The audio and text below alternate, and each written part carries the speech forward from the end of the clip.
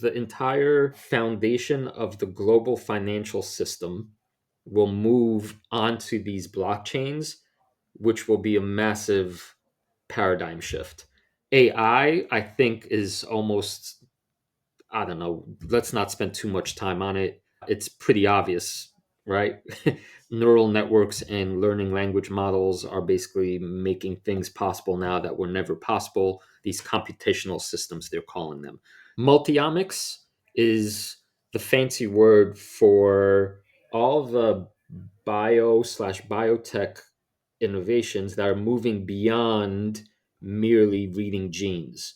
Then we get to robotics. ARK says this is catalyzed by artificial intelligence. Humanoid robots are obviously something that Tesla is working on. It's pretty exciting for us because we're optimists and we like investing in future innovations. And those five big categories really align well with, I think, what we spend a lot of our time talking about and investing in.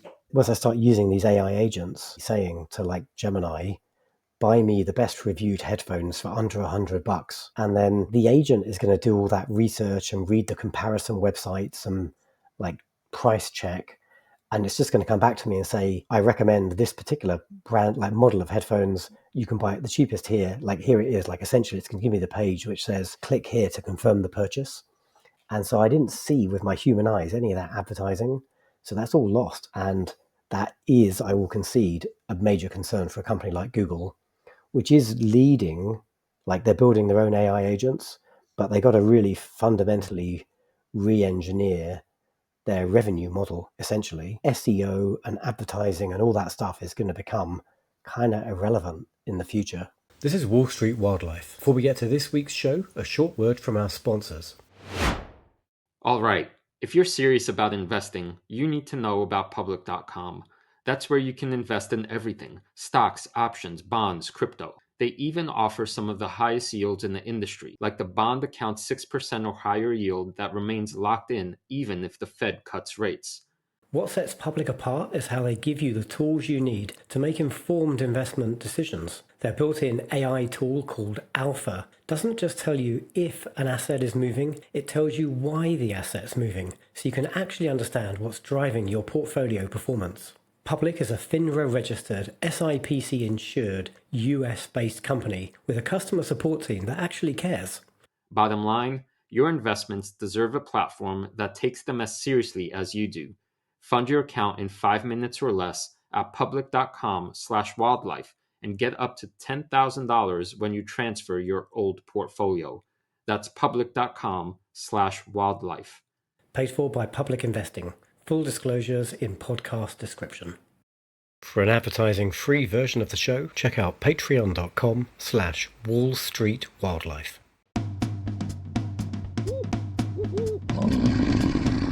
Hello and welcome to the latest Wall Street Wildlife with Krzysztof and Luke.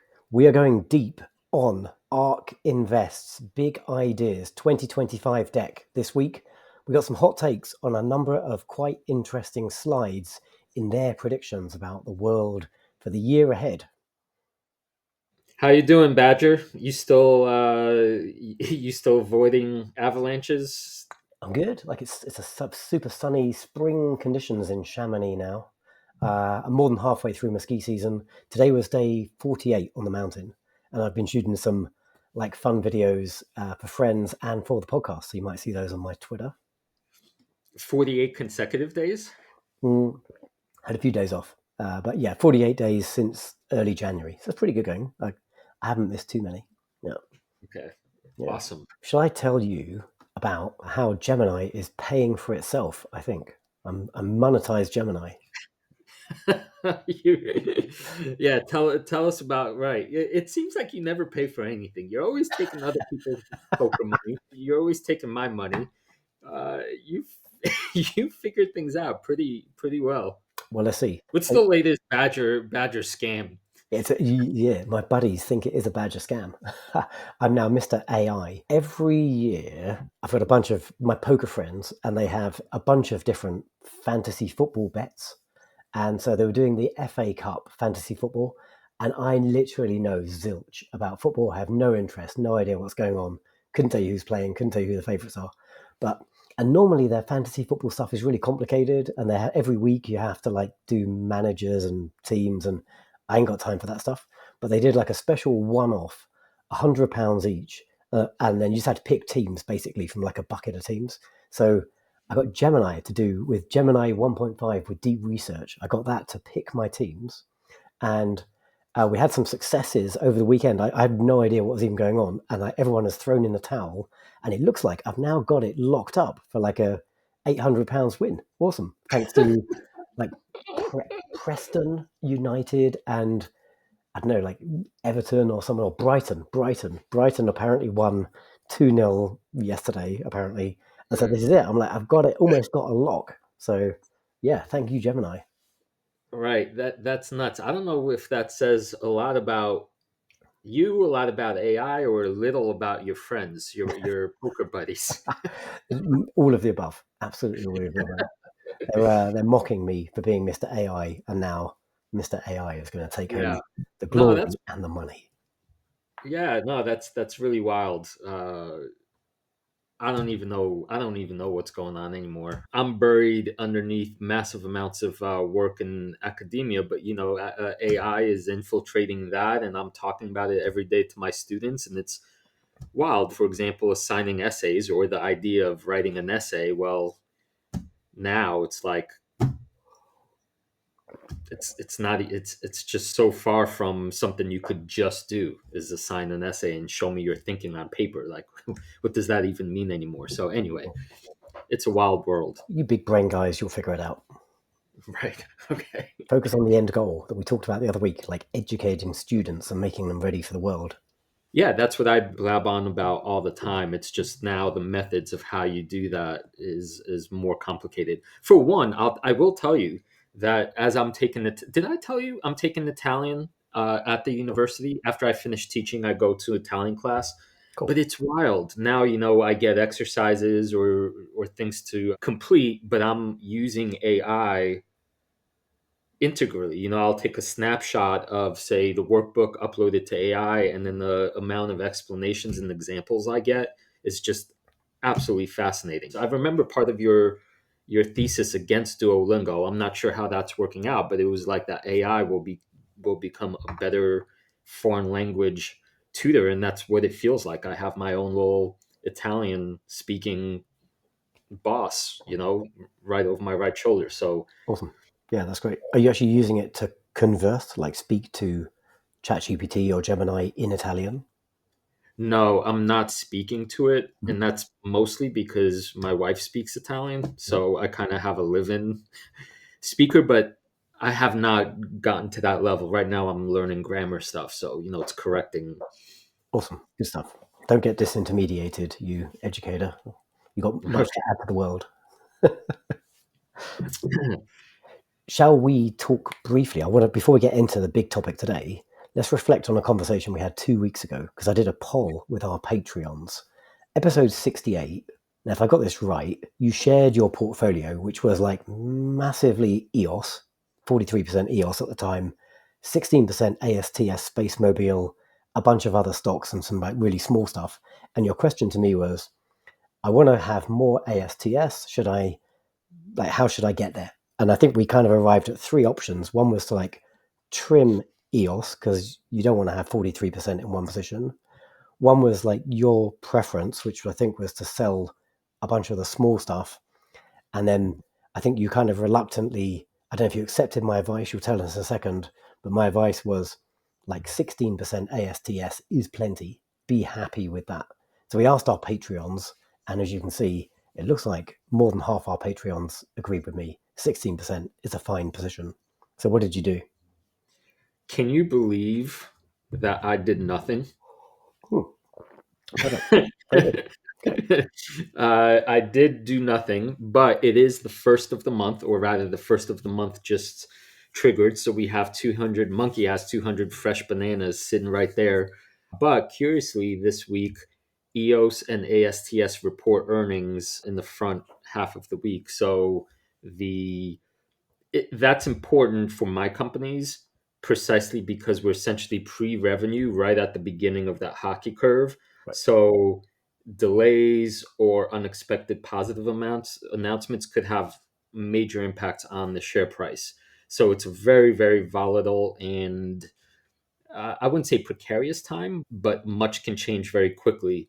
And so I decided to basically wait until processing the earnings report and then either be happy with my already large positions, or if the stocks drop with nothing thesis breaking, which I can't foresee that being the case, then adding even more cheaply. So Yeah, awesome. That's great. the wisdom of the crowds won out this time. Yeah, good man, good man. And I wonder if that actually takes us into our headline topic for today, which is going to consume most of our episode conversation, because we are digging into the ARK Invest Big Ideas 2025 deck. They publish it every year. Because we were just chatting about your ASTS position, and I think maybe an interesting place to start in that ARC deck is to talk about some of their thinking around space and launch providers and SpaceX in particular. But before we do you want to give us a bit of an overview of like what this thing is and like their 5 big categories? Yeah, sure. So, as I was reading this deck, right up front, they have a title called Five Innovation Platforms that are catalyzing accelerated growth. So I think it's important to just slow down with just that. They're talking about platforms, all these things. This won't be a surprise to anyone to hear that AI is a thing. I mean, at this point, it's silly to even talk about. But I think it's the catalyzation of accelerated growth. That's all these fields, these 5 fields are obviously growing quickly, but the idea is that they will grow even more quickly, and how is the main takeaway. The 5 are public blockchains, AI, multiomics, which I'll define in a bit, energy storage, and robotics. And what was cool for me looking at those 5 categories is that they actually map out really nicely to all my top positions in the King of the Jungle portfolio.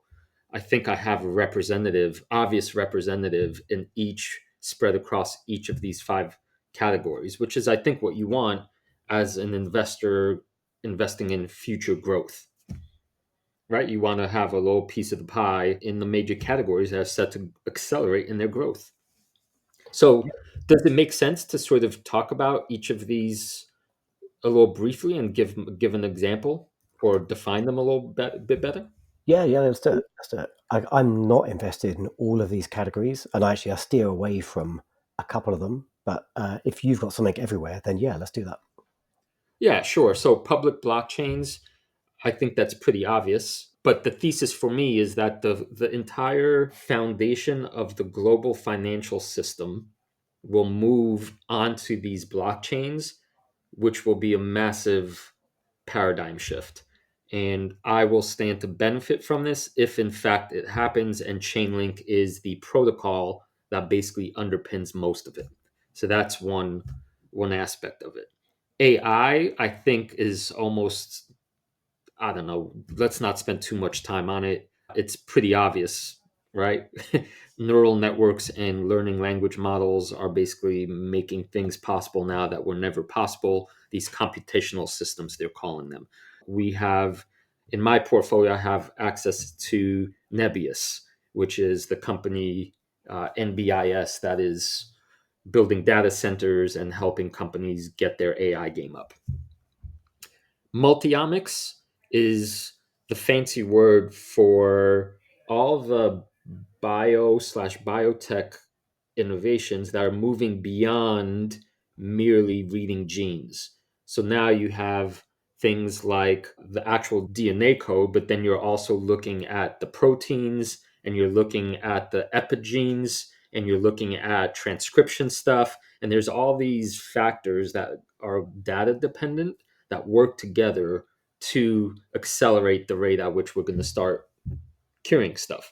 So my representative there, quite obviously, is Relay Therapeutics, which I'm naming as one of the most undervalued companies in the whole space right now. Then we get to robotics. ARK says this is catalyzed by artificial intelligence. Humanoid robots are obviously something that Tesla is working on.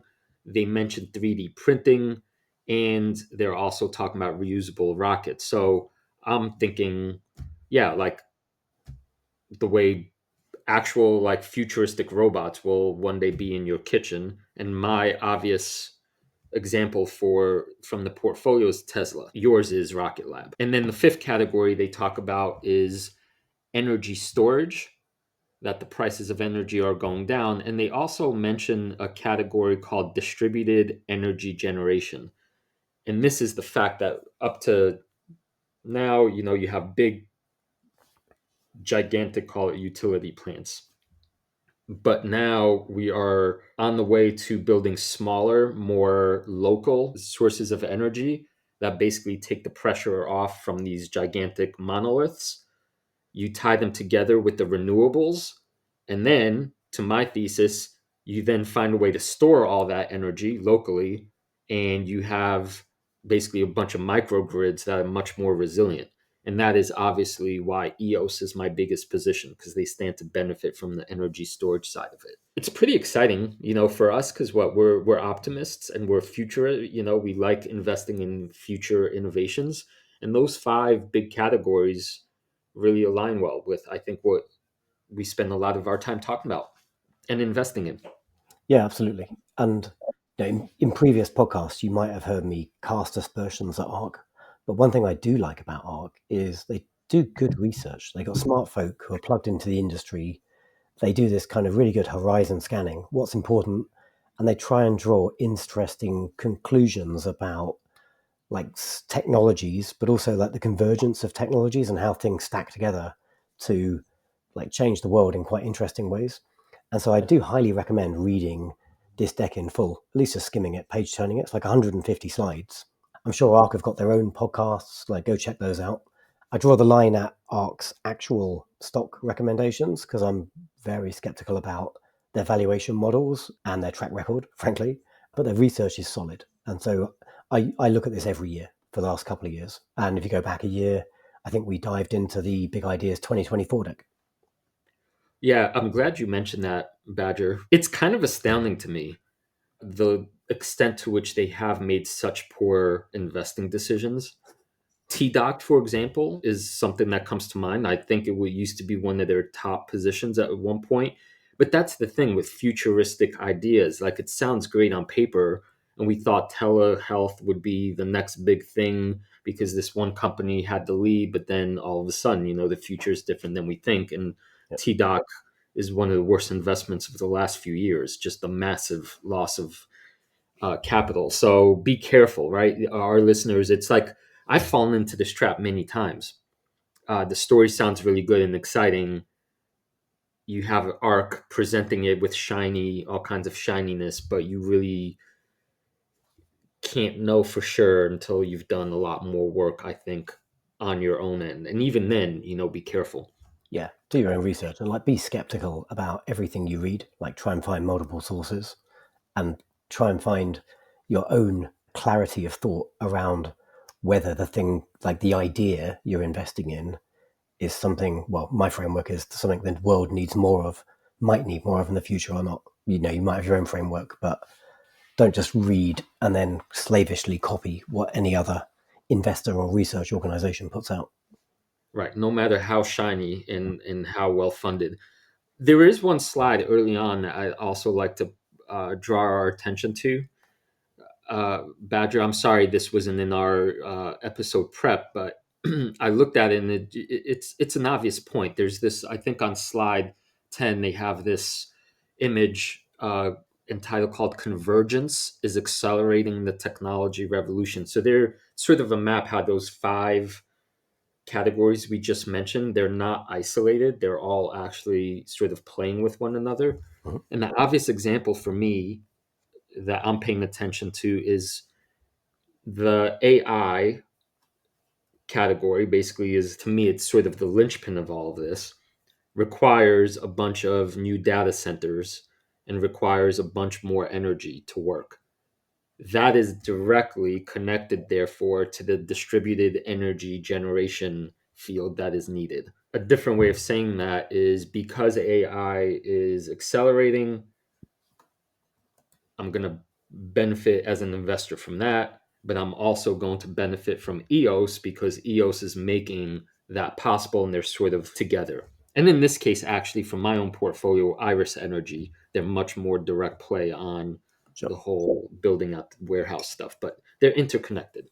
Yeah, absolutely. Why don't we take a couple of these slides and drill in a little bit deeper? Because I think we both had thoughts on some of ARK's ideas. And I guess, like, I introed this segment saying, hey, ASTS and SpaceX. Why don't we start with the rockets category? Because I saw an interesting slide about the proliferation of small launch providers. So this is quite an interesting observation by ARK, I think. And essentially they're saying, like, industries tend to consolidate, particularly where like they're young, new industries. And we see this all the time with, for example, cybersecurity, like tons of consolidation there around the leaders over the last few years. Either some companies fail and fall by the wayside, or they get acquired because they've got like good IP or customer engagement, whatever, in certain geographies. And ARK have observed how this is happening in the space industry. And to quote from their slide, today only 17 of the 194 small launch providers created since 1996 are operational. This is quite an interesting place to start, I think, because like clearly SpaceX is way past like the curve. They're now, well, they are almost the entire industry. They're massive. And I'd make a good argument that Rocket Lab, similarly, are over the hump. They're transitioning into their Neutron program, and there's going to be some challenges there, but they're well capitalized. They've got their space system segment. They're generating like operational income, so almost kind of self-sufficient. And the transition to Neutron, like medium lift, could be bumpy. It could be painful, but I'm relatively confident they're going to get there at some point. Maybe not 2025, but at some point.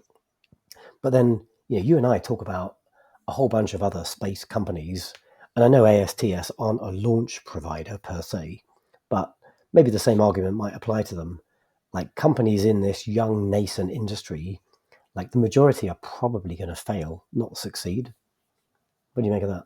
I don't know. And maybe that's a good thing because it feels like the obvious point you're making is that what the big guys, the well capitalized, or the ones who've already passed an existential crisis, will only grow larger, as is the way of capitalism. Mhm. Makes it more likely that the little guys won't win just because that's what happens everywhere. But aside from that, making more, for me to make a comment about an industry that, one, I'm not an expert in, like in an engineering sense, but also because it's so brand new and I don't know what I don't even know. I would assume on that first point, you're right. And on the second point, who the hell knows? This is not like an indictment on ASTS because they're not a launch provider, but there are a bunch of other, like if I think about all the other space companies I know, the only one that probably has a guaranteed chance of success in my mind is probably like Blue Origin, only because they've got like the backing of Jeff Bezos and his like bottomless billions of dollars that he can just keep pumping in to make them successful. And hey, I saw in the news Bezos is about to like launch. Katy Perry, plus Bezos's other half, are apparently going to go up on a Blue Origin flight. So that guy's got to get it right, right? Right. He failure here would be bad. Yeah. The only thing I could comment on with any sense, even modicum of intelligence, is that I do see rocket launches as becoming commoditized and maybe sooner than later. And that's why I don't worry about that aspect of it for ASTS. As with most things, the more launches, the more, I mean, like you said, we've passed the sort of critical moment where what SpaceX was down to its last launch will face bankruptcy, right? Had we not cleared that hurdle, it would be a whole different story. We cleared it. The engineers obviously now know, it's now seems like more about refinement and speed. Like you said, the big guys are well capitalized. I don't see how it just gets cheaper and cheaper and more reliable going forward, especially with the reusable stuff. Yep, yep. And actually, that's a great segue as well to another slide in the ARC deck, because they talk about exactly that, which is the ever decreasing, almost exponentially decreasing cost in for SpaceX in launching reusable rockets, and also like the time between the reuse of a rocket, which is like coming down and down and down. So yeah, according to ARK, like one Falcon 9 now costs less than $1 million to refurbish. That's essentially their launch cost, right? Refurbish the thing, refuel it, and then that's it. Like shoot it off again, and then you've put like the next payload in orbit. Those costs are dramatically lower than they used to be, and the turnaround time is dramatically lower. Like when SpaceX started, it was like 356 days, evidently, turnaround time, like relaunching a booster. And now they've got that down to 14 days. So that's pretty wild. Listening to all this does make me feel it's hard not to feel bullish when you hear stuff like this, that the both the rate of enhanced technologies is accelerating and that's enabling the dropping of costs. So when we're still in this kind of stagflation-ish Yep. macro period, that's how I'm experiencing it anyway, right? Where costs are going up, but the money's still being pumped in and inflation, all that stuff. It does seem like this is our way out, right? To innovate our way out of this mess. And the numbers, according to this sort of optimistic future, the optimistic futurists are making it seem like, yeah, all kinds of things are about to be unlocked for cheaper. And that's increased GDP growth, which could take care of the potential looming recession. Yeah, perhaps. Yeah, absolutely. Was the only other time we've been on this kind of cusp as investors, but we didn't exactly know it, was what, 26 years ago at the advent of the internet, Hmm. right? Where you could feel sort of like, oh, things are really going to get different, become different. But even those impacts from the internet took, well, I don't even know how to think about this. Like it took before the world changed, like fundamentally, I don't know, was it a decade? But even then, it was like the rate wasn't anywhere as quick as it is now. It's an interesting analogy, isn't it? Because if you were like an early adopter of that kind of stuff and you were using like pets.com and all these other like really early e-commerce type capabilities, the world got super excited, but then we had like the .com bubble essentially, because I guess big businesses plowed a ton of money into this new like frontier for commerce, but like things had to evolve and mature and society had to get used to that. And now it's generated incredible societal value, the internet, but in a very different way perhaps to was first envisaged. And I wonder, like maybe space will be somewhat similar, because it's a good analogy. Like we're driving down the cost of launch, we're starting to put like communication satellites and monitoring and weather tracking and all sorts of other stuff, but kind of who knows how we're really going to monetize space and explore, sort of use the capabilities that we're creating with these launch providers, like super low cost, super high frequency, probably stuff that we can't quite imagine today. Well, with an obvious counter to that being ASTS, and I am prepping a long deep dive, and you know that's going to happen. But there are some things that are to me already obvious and already kind of in hand, in the sense that it's just a matter of execution. They can't launch the whatever, all the numbers of their satellites that they need, but that's going to happen over the next whatever 12 months. It's a kind of a waiting game, which then once those are up, we know the way your phone basically changes overnight. You now have access all the time from anywhere. So the planet changes overnight, literally. That's the kind of the bull case for the company. It's a flip of the switch, and the technology already works. So that's already proven, right? I guess the analogy from the internet days would be what? Like Google search worked. We knew it worked. It was just going to be a matter of time before it kind of got bigger and bigger. We just couldn't foresee that it would become a verb, Right. right? That just integrate into people's lives so pr- primordially that there's no alternative. So I think there are places as investors we can look that are pretty obvious. And you have to always do your research, I think, in separating the what pie in the sky kind of like complete, like, yeah, this is going to be the best thing ever, but also from the shorts or from the bears that try to, spread fear, uncertainty, and doubt. uh, usually for their own market positioning purposes. So there's no shortcut, right? There's no shortcut when you're trying to predict the future. But there are, what as we say in poker, there is the thing thinking bets, and you know when you're holding good cards and when the probabilities are in your favor. Yeah, like maybe there's like this is an appropriate point for that Donald Rumsfeld quote, right? Like your known knowns, your known unknowns, and your unknown unknowns. Because there's a whole bunch of known unknowns to do with space, but there's probably like another whole category of stuff that we just have yet to realize is going to be a problem, either Right. in like an engineering challenge or a commercialization challenge. Okay, so let me riff a little bit more on this because you've talked about this industry way more than me. But I think so, for example, with ASTS, there's the obvious. There's the known that your phones are going to be much better, right? Okay, sure. But what we're not really, I guess most investors probably are not thinking in the way all of the world's defensive infrastructure changes when all of a sudden every last, I guess, military operation has unlimited access to signals, right? So the whole Internet of Things is empowered in a way that it has never been empowered before. And that's why, for example, what's it called? The CEO of your company, Andrew Palmer Luckey, why he's an ASTS investor, because he understands the, what's it called? The defensive contract side of things.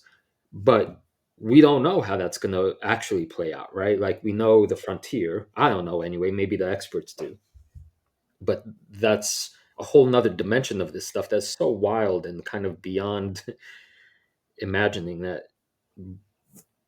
it's hard to predict, quantify in many ways. Yeah, but hard to But it's argue we're not at the start of this, like next, not the final frontier, like Star Trek, but like this next frontier. Very exciting place to be investing right now. Should we come back down to earth and talk about energy for a bit? yes, tell us what we need to know from ARK about energy.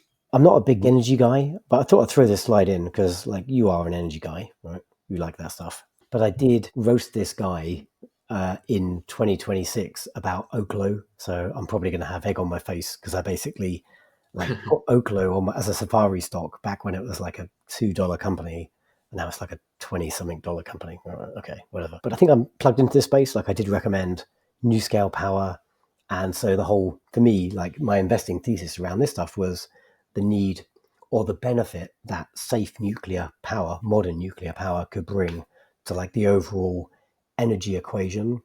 And seems like ARK agree as well because they're flagging, I'll quote from their slide, solar, wind, and stationary energy storage are just getting started. One solution will not meet all demands.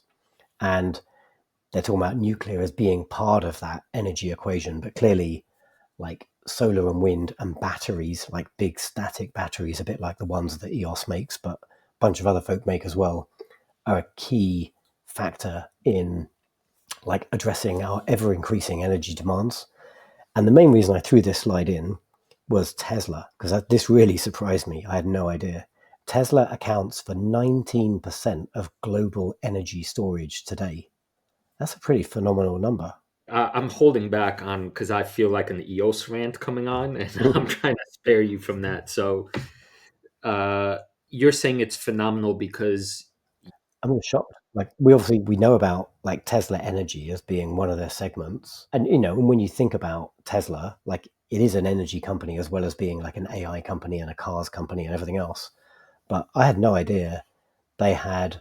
Like I've read the stories about what that big static battery they put in Australia years ago, and I'm sure they've done like a ton more of things like that. I had no idea they're like nearly 20% of all the static batteries we have in the world is right. Tesla. That's a lot. That is not news to me because that's precisely what I've been looking at, with as much excitement on their earnings calls Mhm. as their car stuff because of EOS. So when I see they're growing that segment over in triple digits, I think it was 114% just off the top of my head last quarter. And their solution is in many ways, not always, because that's unfair, but in many ways inferior to what EOS is making. And EOS is the sort of like pure play on the same sort of idea. It just doesn't catch fire as one of the main components and it's longer lasting, blah, blah, blah. Then I get extremely excited about this exact segment. So, yeah, it's a massive opportunity for both Tesla and for all the other companies that can figure it out and do something a little bit better or different. Not even better, different will suffice. You're the energy guy, but I guess a bit like all those other exponential graphs we were just looking at, like the cost of energy storage is coming down and down, I assume. And this is probably why, presumably, Trump is so keen to get his hands on Ukraine's like rare earth metals, because we need some of that stuff to build some of the infrastructure, build the semiconductors, build the batteries. I mean, this fits in right to the knot, that Gordian knot in the middle. That AI is just, I don't know, the way I think of it, Badger, is like every so often the world changes so radically. Hmm. It's mind blowing, but all of these changes run on electrons. I mean, right? Everything, Yep. the digitization of everything. So those electrons, we just need massive amounts more of them. But then once you gobble them up, like with the sun and night, the whole thing, the fact that the earth spins around and there's nighttime and you can't generate it with solar, right? You got to hold them somewhere. Yep. So all these things really work together. You can't have your AI without having your batteries, or you can't run these massive whatever inference language models without the electrons. Or, last point, this is another thing worth considering. All the electric vehicles that are coming, right? They run on what? Batteries. What do batteries require? Electrons. Where are these electrons going to come from and how are they going to recharge? Again, batteries. So for anyone listening to this, I think you got to almost like reset your mind to update it or maybe perform a new software install to from what you used to think batteries were or how important they were to a whole new level of importance and integration. Good segue again, because that actually nicely brings us on to another ARC slide about autonomous vehicles.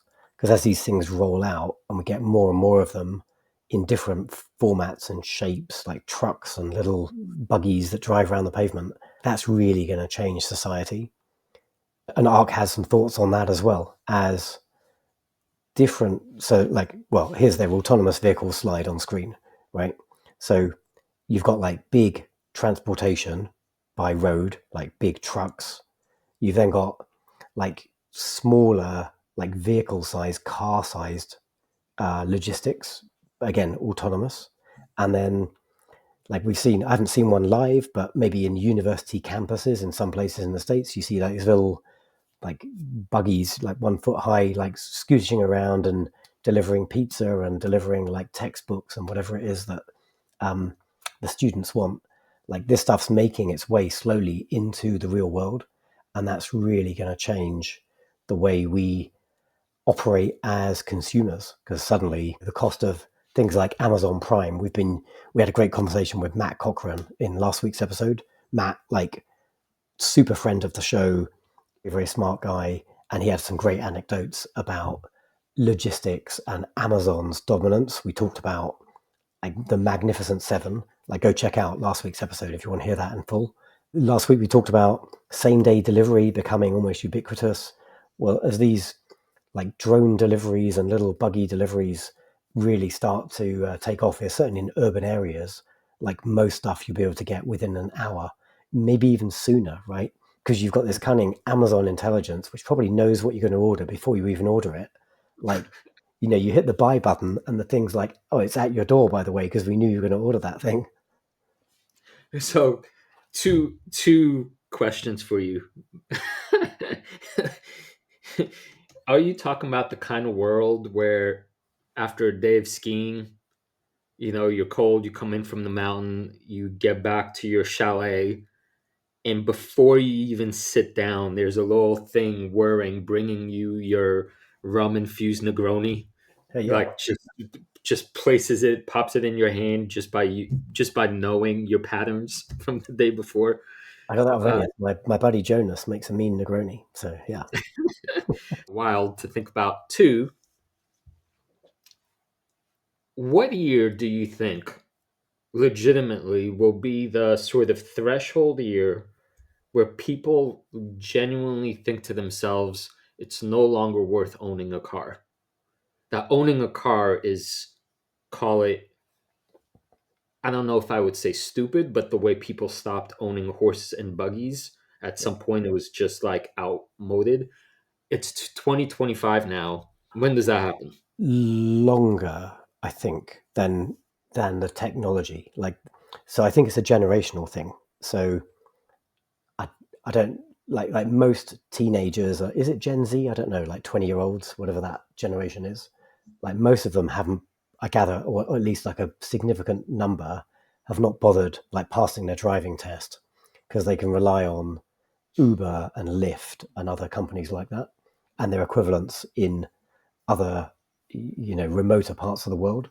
And so I think when, as that generation and like people younger than that become, as they kind of grow up, mature, right? A majority of them probably would never have owned a car and would just never think about owning a car.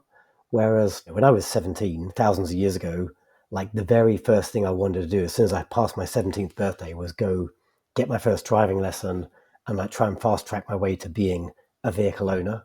It took me like 3 goes to pass my test because I was a fuckwit. But uh, but like I was delighted. Like as soon as I passed my test, I was like to my dad, like help me figure out how to buy a car, and I had my first car as soon as I could because that was such an important part of my life and how I wanted to navigate the world.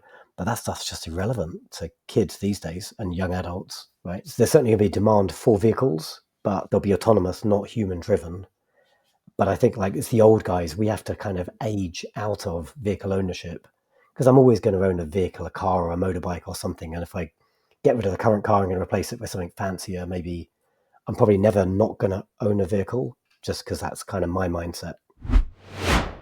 All right, if you're serious about investing, you need to know about public.com. That's where you can invest in everything: stocks, options, bonds, crypto. You can even earn some of the highest yields in the industry, like the 6% or higher yield you can lock in with a bond account. Public is a FINRA registered SIPC insured platform that takes your investments as seriously as you do. Fund your account in 5 minutes or less at public.com/wildlife and get up to $10,000 when you transfer your old portfolio. That's public.com/wildlife. Paid for by Public Investing. Full disclosures in podcast description. Wall Street Wildlife is brought to you by the Chit Chat Stocks podcast. That's right, another investing podcast you need to add to your listening rotation. My name is Brett, one of the hosts, and I produce 2 episodes weekly along with my co-host, Ryan Henderson. On the Chit Chat Stocks podcast, we talk a lot of stocks, from the hottest names to undiscovered gems, interviewing sector experts, studying super investors and why they are successful, and having a fun time while doing it. Follow the Chit Chat Stocks podcast on YouTube, Spotify, or Apple Podcasts, and never miss an episode. That's the Chit Chat Stocks. Yeah, it's just wild to think about, man. I liked your example of the rite of passage phasing out, but as you were talking, it just clicked to me like that if I'm a teenager now, it's just wild to think that I don't need to rely on my parents to pick me up, to get me.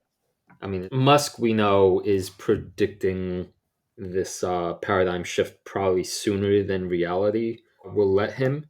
But then again, I'm in the epicenter of all this in Austin. So if all the regulatory stuff falls on, call it Tesla's side or Musk's side,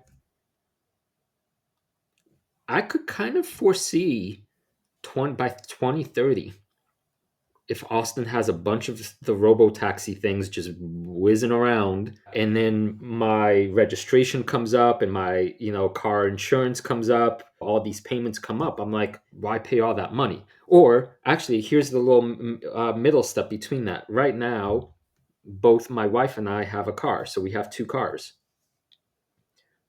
I could easily see one of them going away Yep. because that double, so okay, so we both need it. So one of us will take the robotaxi and the other, right? So even by that logic, you reduce the cars on the road by what, 25%? Oh yeah, totally. Yeah, like there probably won't be like a hard transition. We're just going to slowly drift into like vastly reduced private vehicle ownership, where all vehicles on the road are just owned by corporations, and then you lease them for an hour a day, whatever you need for your particular journey or particular thing you're trying to make happen. Yeah, Yeah. yeah, totally. And there is another slide in the ARK Invest deck that brings a bit of that journey to life. ARK was sharing in one of their slides the reduction in Tesla's cost per mile and how competitive it is versus Waymo. You and I have chatted about Alphabet's Waymo. I've made the argument, I think a strong argument, that actually they're probably ahead of Tesla in terms of actual FSD because they are actually doing it, albeit in geofence locations. Once Tesla kind of catch up in terms of their capability, which might well be Austin first, the fact that Tesla are putting vehicles with this capability on the road at such a lower cost base because they don't have like LiDAR, they have massive efficiencies for their vertical integration of their manufacturing capacity, and they are going to succeed. They're going to outcompete Waymo at some point, and they've just got the data advantage as well, right? Because they've got like hundreds of millions of cars collecting billions of miles every day, pretty much right now, which is going into their big AI model to help it learn how to drive. Yes. I don't know if I have much more to comment on that. It's pretty obvious. So that we were talking about autonomous vehicles just there, and I suppose robots. I'm going to pick that slide out of the ARK Invest deck as well. Like robots are kind of like autonomous vehicles in your home. And again, I think ARK is sharing some quite interesting statistics around how robots, well, in the home, but actually what ARK are talking about here, and I think it's an interesting insight, is robots in like the commercial space. And they've made the observation, which hadn't occurred to me, but I think is very true, that small businesses, little companies, are going to benefit disproportionately from humanoid robots. And let me sort of run the logic by you and see if this gels with you as well. Because if you're like a massive organization, like I say, Amazon, right, and they've got Kiva, whoever it is, they got their millions of robots, whatever they've got now, whizzing around their warehouses, moving things around. Like they have these highly specialized robots to do like high frequency, high capacity to do one job really well. And so that's the kind of model that works when you're like a giant, like an Amazon. But if you're like some little company, you've probably actually got, let's say you're like, 10 to 100 staff members, human staff members. And if you're like a blue collar type, well, if you're a white collar kind of company, you're probably replacing those people with software like LLMs and different stuff. And if it's a blue collar kind of job, maybe like a small construction company, or you're manufacturing like small volume manufacturing, or I don't know, haircuts and manicures or whatever like the hell it is, right? Making cakes. If we have humanoid robots, which are then like the world has been designed for humans with like two hands and two eyes. Well, those small companies are going to get a significant benefit because they can like directly replace some of the more boring, repetitive jobs that their humans do with one or two robots, which might cost them like $20,000 or $30,000, and they have to charge them up every night. But then, if a one robot lasts you like 5 years, well, you didn't have to keep paying that human salary. You got like many years worth of stuff, and the robots can be working like 24/7 through the night. So you can see the impact on like margins for smaller companies, and how robots are really going to change that thing, which is going to help all consumers because it's going to make like goods and services cheaper, perhaps better quality, perhaps more reliable, repeatable. What do you think? Man, this is mind blowing to me just thinking about this stuff, honestly. We poo pooed the Tesla robotaxi presentation. Now, that was what, 6 months ago? Mm. But one of the things we saw were the human robots dancing around and serving drinks, right? Right. As you were talking, there's obviously the way corporations that could afford these things right up front will benefit. But then immediately I thought of having my own little robot house cleaner, and obviously as an early adopter you would be paying up out the nose for the privilege, but let's say 5 years after the first one debuts, think about what a massive industry the home cleaning industry is, Yep. right? But then think about how quickly LLMs learn, how quickly, like the Roomba version, the sort of, the Roomba goes around, learns the map of your house, how exciting that was. Now you no longer need to sweep your floors or whatever. But imagine having an actual thingamajig that learns how to clean every surface and, whatever. You leave the house for 4 hours, you turn it on, and you come back and you have a sparkling house. Like, that's like legitimately, to me, doable, right? At this point. Yeah, well, there are obviously still major engineering like barriers to cross, but like we're certainly on the path to that. Yeah. Yeah, I'm saying it's no longer like sci-fi, Oh yeah, like, or totally. in the Rocky movies, there's the, Yeah, I don't know, right? There's the one of the characters gets a little robot thing yeah. for his birthday. I can't remember, right? But at that point, what was that? That was just a box that like Right. had lights and rolled around. It's weird to say, yeah, the future is now. But then I was thinking, right? I mean, this gets us to that universal basic income conversation pretty darn fast. Mhm. I think, you start taking away all these jobs. I mean, how many industries depend on these kinds of menial tasks is staggering, and that many of them can be replaced, might be replaced, is just like wild to think about. I'm an optimist, and so I think there are solutions that aren't just about UBI, universal basic income, but like we'll always think of other things for humans to do. We're just more like this stuff is magnifying our impact and our ability. And it's getting rid of like the really boring stuff that, frankly, no one wants to do. But yeah, like I'm no argument. It's going to be a vastly different world. And as someone who certainly plans to buy one of these things as soon as it's available as well, like I'm super looking forward to that. Yeah, I mean, there is a slide on this deck titled "Jobs Are Bundles of Tasks," Mhm. and it's the cost of dishwashing, which includes wash dishes, glassware, place clean dishes, store them, remove trash, all these things that are not that complicated. Once, put it this way, if Tesla can literally solve driving, right, in complex situations, then surely the put away a few dishes and mop the floor is just not even close in terms of level of difficulty, and the time spent, right, billions is staggering. Well, I'd argue that they are the same problem. Like you're trying to understand the world and achieve some kind of outcome. And if you happen to be like a robot, a car-shaped robot, you're understanding like the traffic and the pedestrians, and you're trying to get from where you are to some other location. And if you're like a humanoid shaped robot in a house, then yeah, you're trying to turn like dirty dishes into clean dishes and get them back in the cupboard. The same kind of thing. Like see, understand, and then take action.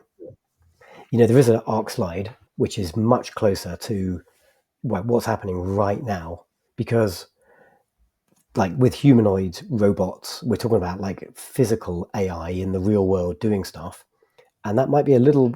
You're right, it's not science fiction, that's coming, but it's still like coming soon. But stuff that's here now are essentially like software robots, agents, agentic AI. And there's a couple of there's like Operator from OpenAI. I've not used it, I'm looking forward to using it. There's a bunch of tools from Gemini. Jarvis, I think, is like one of the code names. And there's one from Perplexity, I think. And essentially, like it's early days right now. The way some of these agents are working, I don't know if you've looked at some videos. It's like the robot, the AI, takes control of your laptop, maybe takes control of your browser, and it literally like pushes the mouse around and clicks buttons, and it tries to achieve some kind of outcome for you, like booking a vacation or researching like the next fancy vacuum cleaner and then buying it. We're starting to use this stuff now, and I think this is going to be incredibly powerful. And I'm going to concede something to you on in before we wrap up this conversation, because I think you're right about one of my portfolio holdings, and now I'm thinking a bit harder about it. But Mm. anyway, before I Are you concede, gonna say it? Are you gonna? Uh oh. um, well, it's good. Alphabet. Alphabet is the one I'm conceding perhaps concern about. Now, I think you're right, because, well, let's take the big picture view, right? So, like today, if I want to buy, I don't know, a new pair of headphones or something, right? I might go and look at a few different websites and do my research, and then I'll do a bit of price comparison and see where I can get it the cheapest, and I'll look at, how quickly can I get it, and do they have like a decent guarantee and all this sort of stuff, and then I'll buy the thing, and then it'll get shipped to me, and great, I've got my headphones. So it's like a bunch of work I did there, and in the process of me doing that work, like different websites are pushing a whole bunch of advertising to me, and I'm kind of seeing it, and like maybe Sony managed to sell me their headphones because they know I'm researching headphones rather than whichever other manufacturer I might have been intending to buy. So like in the future with like these, once I start using these AI agents, like my e-commerce journey might be me literally saying to like Gemini, buy me the best reviewed headphones for under $100. And then like the agent is going to do all that research and read the comparison websites and like price check, and it's just going to come back to me and say, like, I recommend this particular brand, like model of headphones. You can buy it the cheapest here. Like here it is. Like essentially, it's going to give me the page which says, like, click here to confirm the purchase. And so I didn't see with my human eyes any of that advertising. So that's all lost. And that is, I will concede, a major concern for a company like Google, which is leading, like they're building their own AI agents, but they got to really fundamentally re-engineer their revenue model essentially, because like SEO and advertising and all that stuff is going to become kind of irrelevant in the future. Yeah, it's hard to think that a pillar of the world's like Mag 7 market like Google could lose its fundamental source of income. That's pretty wild. Yeah, certainly when it comes to like buying, I do like this ARK quote: one click checkout should give way to one query purchasing. I think that's quite a smart way of thinking about at least that particular use case, which is like I have an intent and I want to buy a thing. If I want to research something though, I suppose it's the same thing. Like I'm using agents today or different more sophisticated research models to go and do the research and distill them back into something for me. This reminds me that one of the companies that I think we've studied quite a bit over the many years is TTD, Trade Desk. Mm-hmm.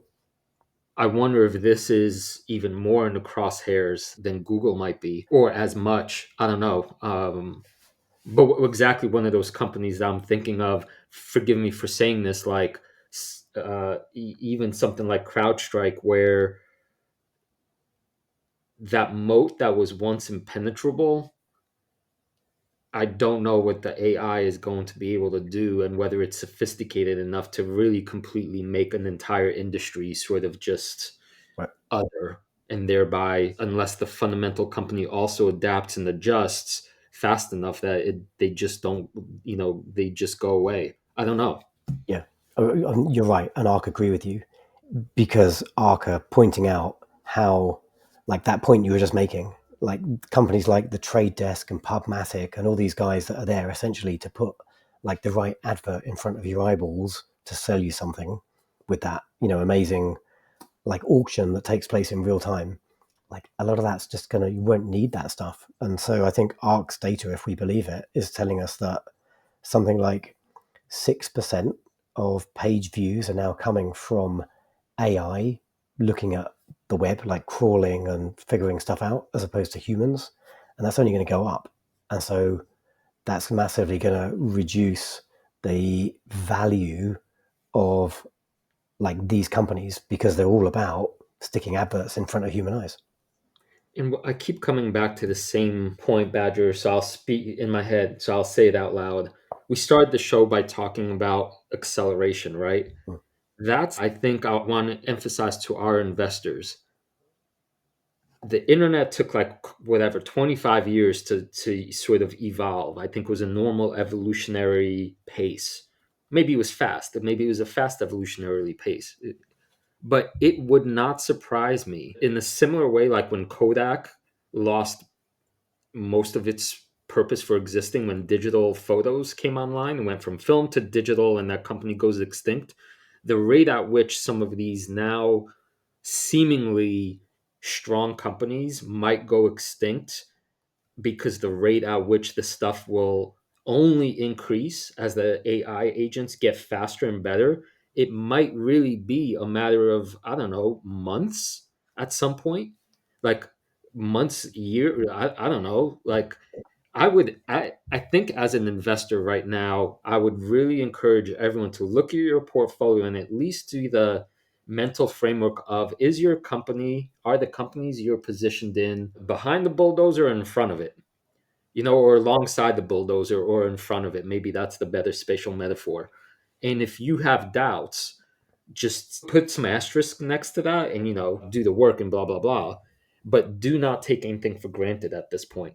Yeah, entirely agree. I've been asking myself that question about my portfolio, and having read the ARK deck, I'm probably going to go back and look at my portfolio again and ask myself more probing questions about some of my holdings.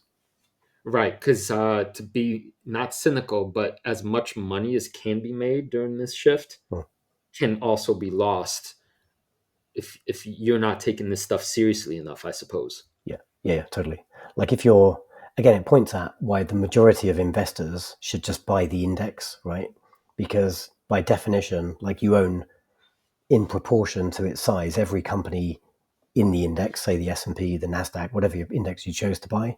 And you don't have to ask these questions and rebalance, like it all happens for you.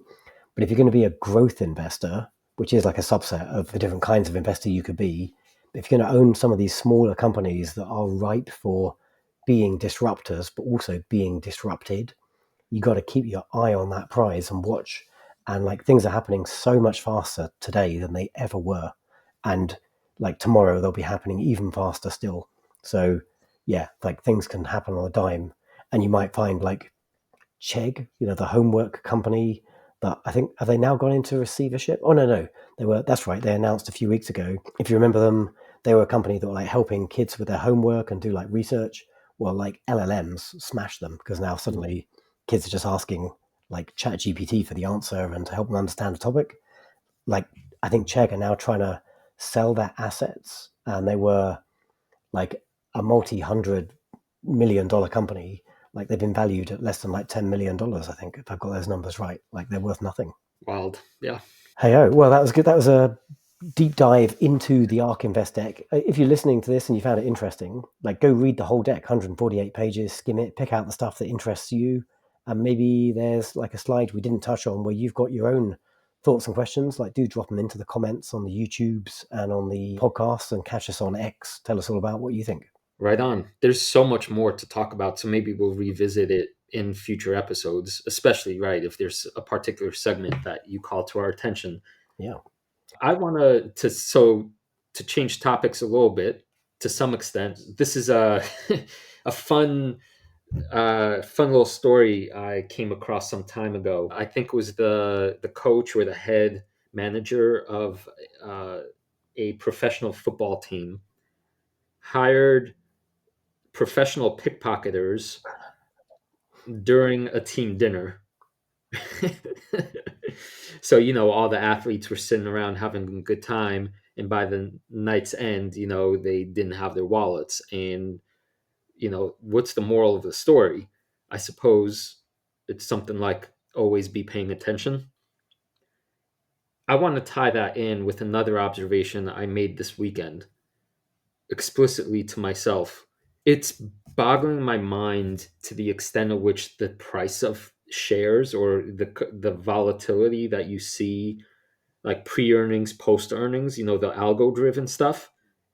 It is now like the rate at which like a company releases earnings, then you see the stock price plummet like 18%, but then by day's end it's up 6%, and then that kind of like, what's it called, not harmonica, accordion, going back and forth is faster than ever. And to me, it's palpable. And I think I'm putting these ideas together to say more than ever, it seems like you have to be more vigilant than ever, because the forces acting on your investments is quicker than ever.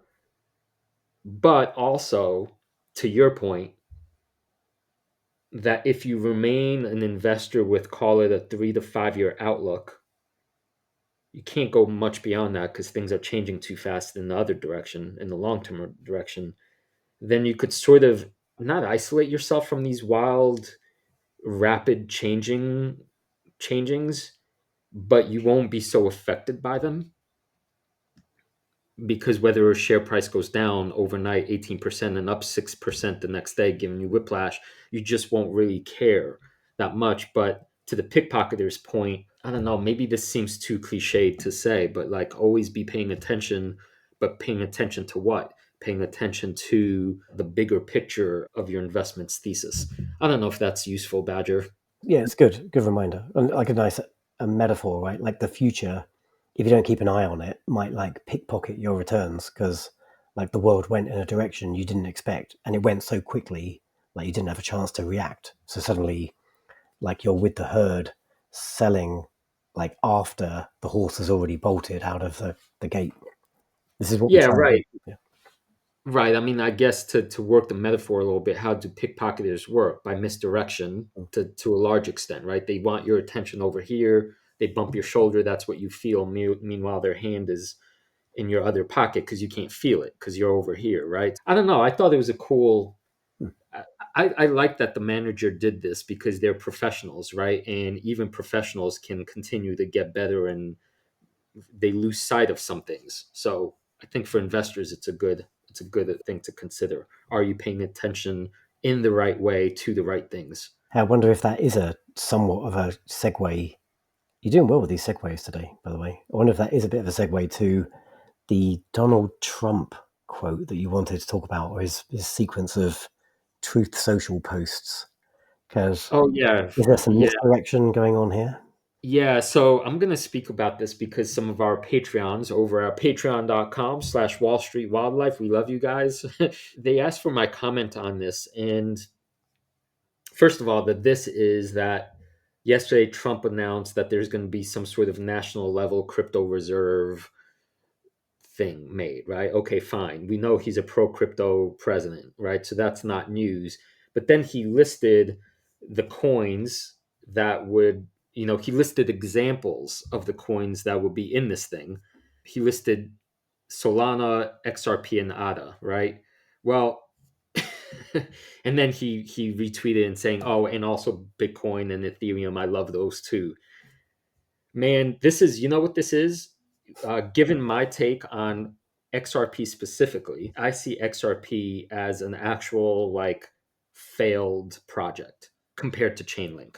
So because of my understanding of the space, I'm seeing the president basically promoting one of these meme coins, shit coins that just still has value simply because people say it does, right? Turns out that David Sachs, one of the former All In guys, is now the AI czar helping to implement all these things. Surprise, he is an investor in the company whose top 5 holdings are Bitcoin, Ethereum, Solana, XRP, and ADA. In other words, when I read the tea leaves, this is almost like literal, blatant corruption. But in the crypto space, it's legal because they're not quite securities or whatever the regulations are. So it's sort of like the problem with lawmakers investing in securities and companies. Well, they make the laws so they know which stocks are going to benefit from the laws that they're elected to implement. Why the whole Nancy Pelosi tracker, right, is such a thing to pay attention to as a citizen, right? Is it fair that she has made so much money as a congressperson? And Congress obviously this is the whole thing. Like, how corrupt is the system? Well, in this crypto space, it's even more mind blowing because it's front and center. It's not even illegal. It's just in your face. And here's Monkey's point. Here's the moral of the story. You would think, as a normal citizen, that what the president promotes is somehow good for the country or good for everyone. No, no, no, no, no, no, no, no. This is almost like, again, like a kind of grifting slash corruption made public, made seductive, made legal or not illegal, whichever way you want to look at it.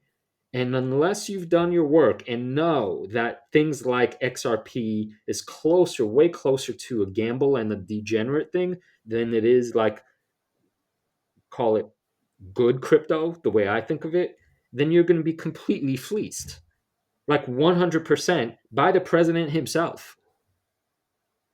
And in this case, forgive my politics, I do not trust that guy because I think of him as a serial liar. So please be careful, all of you who are sort of following my lead and investing in crypto, and just damn it, be sure that you're not taking these kind of like front and center promotional announcements blindly just because it's the president that's making them. It's like corruption made public is kind of my takeaway.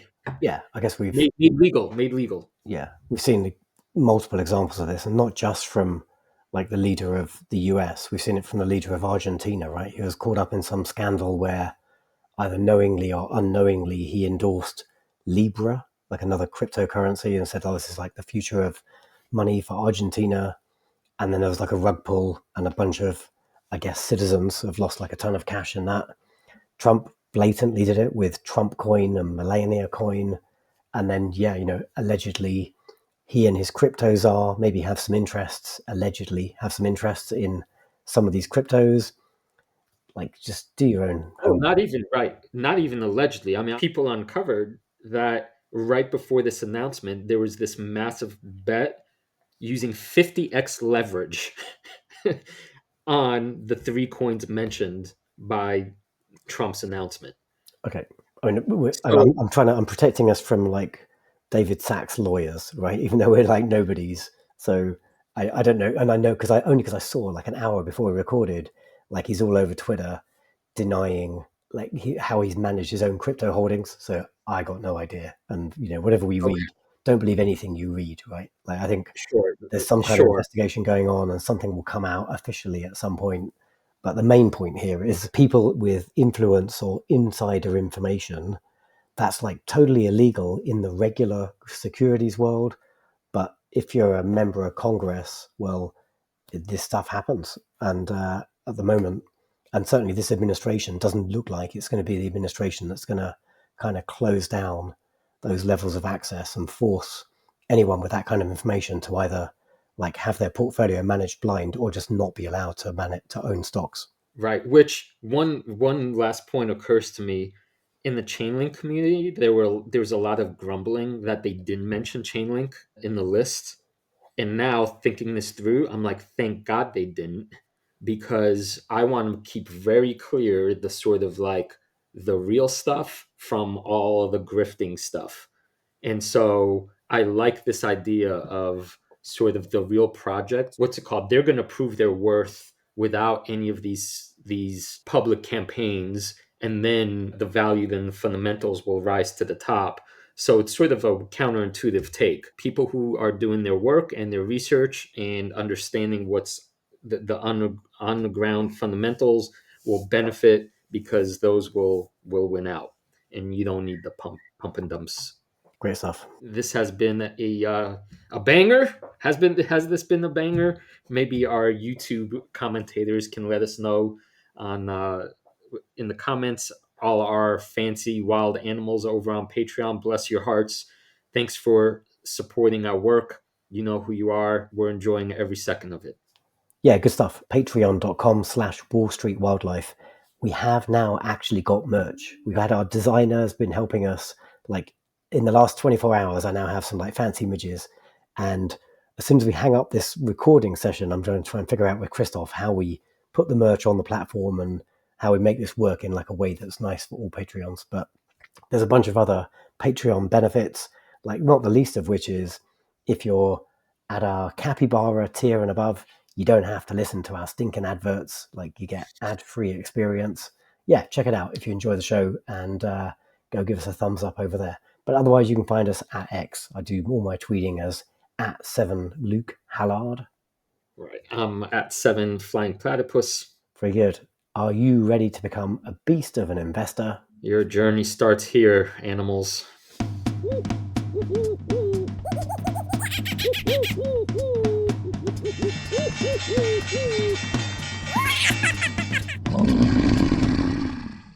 A reminder that the people on this program may hold positions in the companies that are mentioned. Buying and selling stock carries financial risk, which could include loss of capital. The views in this program should not be taken as personalized advice. Before acting on any of the information provided, listeners are encouraged to consult a financial or tax professional.